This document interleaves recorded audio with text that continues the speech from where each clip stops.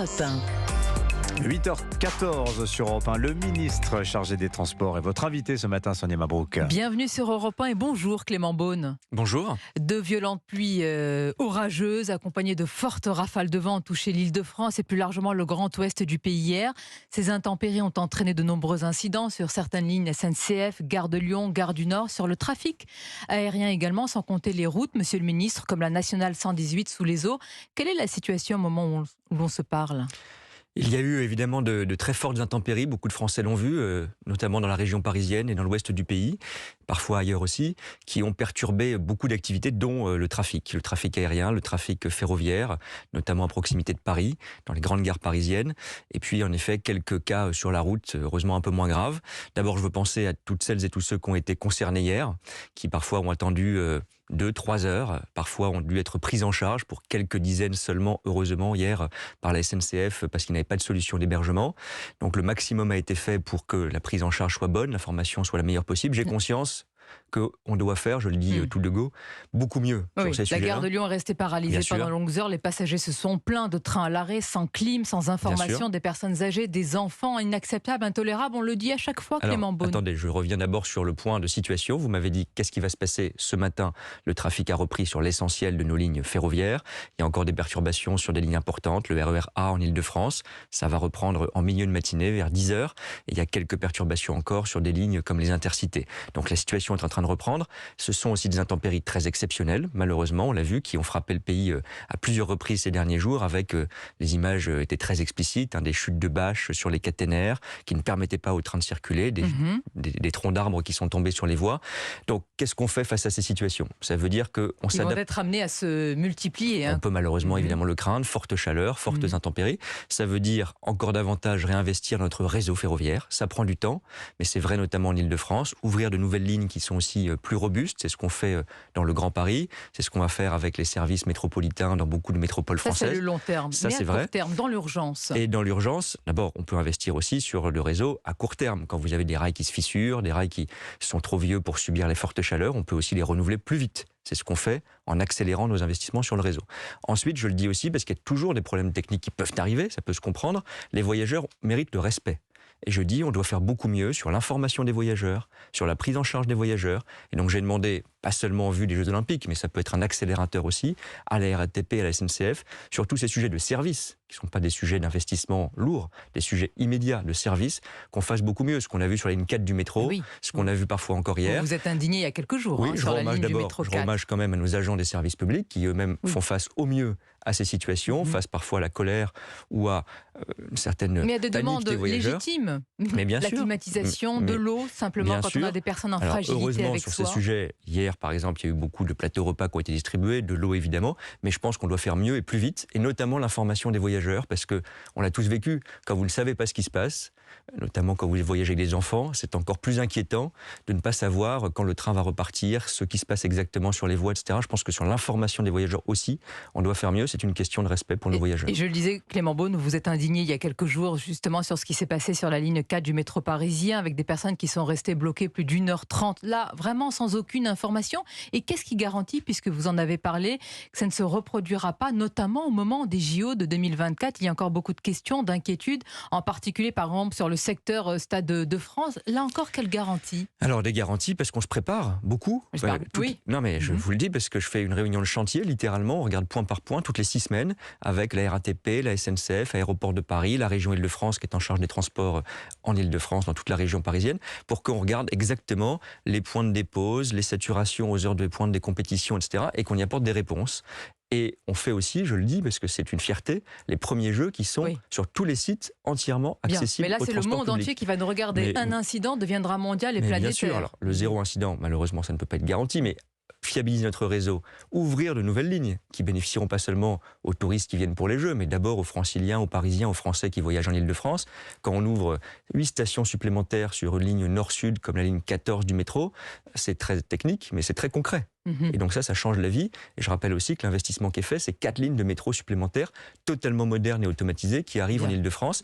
Et vendredi, on a voté une loi à l'Assemblée nationale pour faire la même chose, dans les grandes métropoles françaises, ce qu'on appelle les RER métropolitains. Alors là, nous parlons en particulier, parce on a parlé du métro des Parisiens. Clément Beaune, on va parler, vous êtes le ministre en charge des Transports, évidemment, de ce qui concerne au premier chef les Français qui jugent les billets de train et évidemment de TGV trop chers. Parfois, on a l'impression que partir en vacances en famille, ça devient réservé à quelques personnes, que c'est élitiste. Vous avez dit il y a quelques semaines qu'il fallait réfléchir sur des initiatives autour des tarifs, mais rien ne s'est passé. Est-ce que vous travaillez sur une mesure spécifique? Alors, il y a différents types de trains. Je veux pas être trop technique. Oui, je ne parle pas des quotidiens. Non, je parle vraiment des mais TGV. c'est important parce que beaucoup de Français, même pour les vacances, voyagent. On pense au TGV, mais dans les trains, par exemple, intercités. Bien sûr. Là-dessus, nous annoncerons des efforts supplémentaires sur les tarifs dans les prochaines semaines.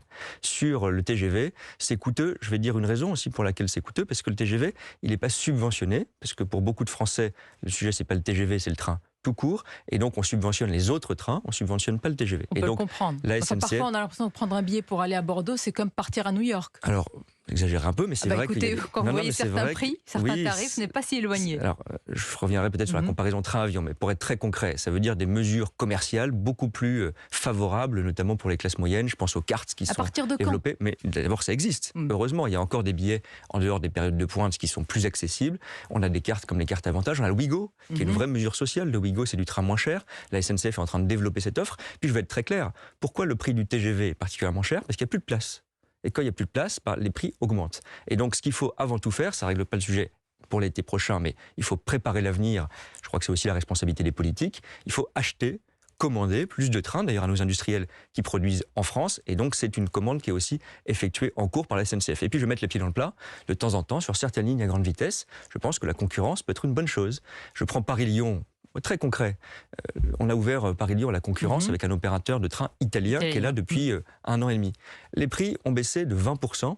Et le trafic a augmenté de 15%. Et même à la SNCF, le trafic a augmenté. Donc ce n'est pas l'ennemi du service public ferroviaire. Plus de trains, c'est plus de voyageurs qui voyagent moins cher de manière écologique. La concurrence fait du bien. Mais sur certaines lignes, de manière encadrée.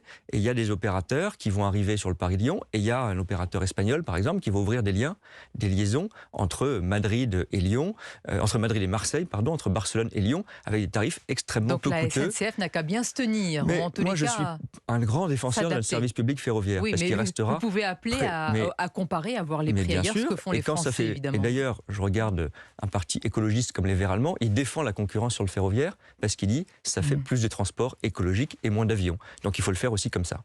Clément Beaune, je voudrais vous poser ce matin une question sur une situation qui a touché beaucoup de gens. Alors ce n'est pas une histoire anodine, non, parce qu'elle concerne la maltraitance animale. Ça s'est passé en janvier dernier, un chat a été écrasé à la gare Montparnasse. Le félin a échappé à l'attention de sa maîtresse. Il s'est réfugié sur les rails un long moment avant que le train ne finisse par s'élancer. Et puis, il s'est passé ce qui s'est passé. La SNCF a refusé de retarder le train. Une audience se tient là aujourd'hui au tribunal de police. Pour l'association 30 millions d'amis, c'est un acte délibéré. D'abord, est-ce que ça vous a choqué? Oui. Bien sûr, ça m'a choqué comme beaucoup de Français parce que, notamment, les 20 millions de Français qui ont des animaux domestiques, c'est le cas de ma famille aussi. On est extrêmement touchés quand on imagine cette souffrance animale, évidemment, pire que ça. Et je crois qu'il y a eu, pour être très direct, un manque de compassion dans la gestion de la part de la SNCF, dans la gestion de cette affaire. Bon. Et ça a ému beaucoup de Français. Ils ont mal géré cela. Oui, alors c'est des situations, heureusement, très exceptionnelles, mais il faut que ça ne se reproduise pas et qu'on ait en place, en toute sécurité, parce qu'il y a aussi de la sécurité, c'est des voies électrifiées pour les agents qui interviennent, etc., en toute sécurité, des interventions qui permettent d'éviter un drame comme celui-là, qui touche les Français, c'est la vie quotidienne, ce sont nos animaux, ce sont ceux à qui on vit, et donc je ne me prononce pas sur le volet judiciaire de l'affaire. Le tribunal se prononcera. L'enquête dira qui est responsable. Enfin, quand vous faites démarrer le train avec l'autorisation de la SNCF, ça ressemble à un acte de cruauté délibérée envers un animal. Vous avez remarqué qu'au moment où ça s'est passé, je ne me suis pas exprimé parce que je suis le ministre en charge de la SNCF. Je ne voulais pas jeter l'opprobre sur beaucoup de cheminots. Mais le ministre de l'Intérieur s'est exprimé. Gérald Darmanin a dit qu'il était choqué. quelques semaines après, au moment de la souffrance animale. Et moi aussi, je suis choqué et j'ai regretté ce manque de compassion. Et donc, il ne faut plus que ça se reproduise. Si cette affaire peut servir à ce que les procédures évoluent, les choses évoluent, eh bien au moins ce drame aura servi à quelque chose.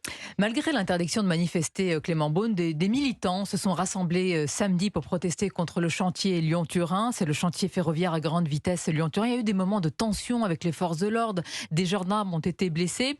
Vous avez entendu ce slogan « Siamo tutti antifascisti », slogan qu'on a entendu justement crié par ces manifestants. Nous sommes tous des antifascistes face à ce chantier Lyon-Turin. Comment vous réagissez ? Si le fascisme c'était un projet ferroviaire, les démocraties se porteraient mieux. Bon. Donc il faut quand même, là aussi, dans la grande confusion des esprits, remettre un peu d'ordre. On peut être contre un projet, quel qu'il soit, mais il y a des règles dans notre pays, dans une démocratie. On peut manifester, on ne peut pas casser. Et si la manifestation a été interdite par le préfet, c'est pas par plaisir. Le droit de manifester est protégé par notre Constitution. Donc il faut des raisons extrêmement solides, exceptionnelles, pour interdire une manifestation sous le contrôle du juge. Et le juge a confirmé les interdictions de manifester, pas parce qu'il y avait, et ça a évidemment pu arriver, des manifestants pacifiques qui sont contre le projet, je peux respecter leur opinion que je ne partage pas, mais parce qu'il y avait des casseurs, et d'ailleurs des centaines se sont infiltrés dans la manifestation illégale qui a eu lieu ce week-end. Il y a eu 400 objets qui ont été interceptés par les forces de l'ordre et qui étaient des objets dangereux. Il y a une centaine de personnes qui viennent de l'étranger pour s'infiltrer, notamment d'Italie, dans cette manifestation, et là aussi saboter ou casser. Et sur le fond, je vais vous dire, moi je suis quand même surpris qu'on puisse être écologiste et contre un projet ferroviaire. Exemple, Mathilde Panot de la NUPES, cette ligne va éventrer les montagnes avec 260 km de tunnels, l'artificialisation de 1500 hectares de terres agricoles et n'oublions pas le coût exorbitant aux alentours de 30 milliards. Oui, enfin réparti sur 3 décennies, partagé entre la France et l'Italie, avec le financement de l'Europe, bien sûr, mais à un moment, il faut quand même dire les choses clairement. Si on veut, on parle depuis le départ du prix du train, de la lutte contre le changement climatique. Si on veut lutter contre le changement climatique et que les Français aient des modes de transport écologiques moins chers, il faut plus d'infrastructures ferroviaires. Et je ne connais aucune infrastructure ferroviaire qui ne nécessite pas les travaux. Donc c'est un projet écologique pour vous ? Mais bien sûr, c'est un projet écologique. Je rappelle un chiffre seulement. Il va falloir convaincre, monsieur le ministre. C'est 1 million de camions en moins qui sont sur les routes et qui vont aller sur des rails demain. Donc je pense que c'est un projet écologique. On peut toujours améliorer. Moi, je discute avec des associations qui sont responsables et qui disent, par exemple, sur la protection de l'eau, on peut faire mieux. C'est vrai.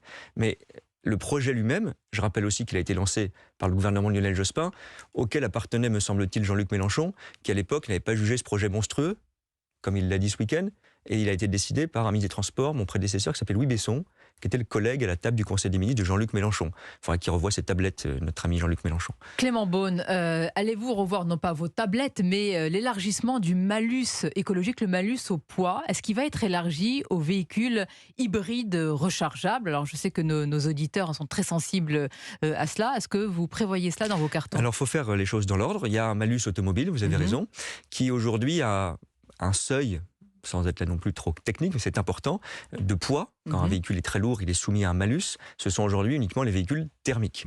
Ce seuil de poids, il est très élevé aujourd'hui, ce qui veut dire qu'il y a beaucoup de véhicules très lourds, donc très consommateurs, qui ne sont pas soumis au malus. On va abaisser le seuil dans le projet de loi de finances pour 2024 sur les véhicules thermiques les plus lourds. Donc là, le seuil va être abaissé sur ces véhicules-là. Sur ces véhicules-là. Ensuite, il y a un débat sur savoir si on fait entrer dans ce malus des véhicules électriques qui seraient lourds ou les véhicules hybrides. Et alors ? Je pense qu'il faut le faire par étapes. D'abord abaisser le... Par étapes. Ah, donc vous n'êtes pas fermé à l'idée ?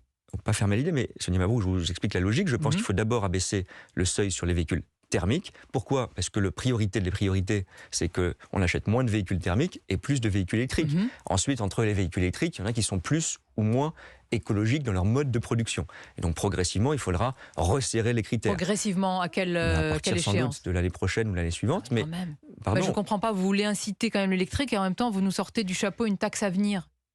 Non, alors, justement, on fait les choses de manière, je crois, cohérente et raisonnable. Oui. Sur le thermique, on va renforcer les critères. J'entends. On va préserver l'électrique, même l'électrique lourd, et progressivement, les critères seront plus durs parce que le marché de l'électrique va permettre de produire, c'est ce que font nos constructeurs, des véhicules plus accessibles, plus légers.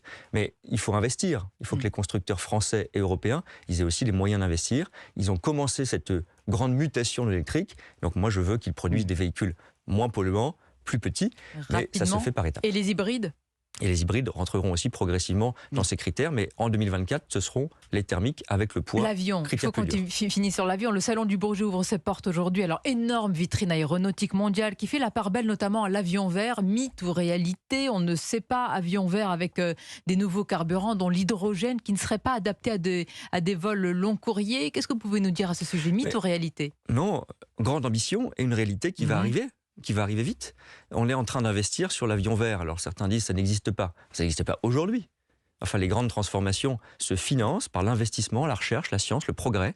Et quand le président de la République annonce 300 millions d'euros par an de soutien à la filière entièrement consacré à la décarbonation, à la recherche d'un avion bas carbone d'abord, puis zéro carbone d'ici 2050, avec nos avionneurs, nos industriels, Airbus notamment et tout un secteur, eh bien je pense qu'on doit relever ce défi. Je l'ai dit encore ce matin, la décarbonation, c'est l'avenir de l'aviation. Et vous y serez avec le président. J'y serai dans un instant tout avec à le président l'heure. de la République. Merci Clément Beaune. Est-ce que Elisabeth Borne doit prendre l'avion, fut-il vert, pour prendre quelques jours de vacances ou rester à Matignon selon Je vous? crois que la Première ministre sera d'ailleurs au Bourget cette semaine et je souhaite qu'elle se repose si elle peut, mais pour l'instant qu'elle soit à la tâche. Et Le plus longtemps possible. Le plus longtemps possible. Merci Clément Beaune d'avoir été notre invité ce matin. Bonne journée.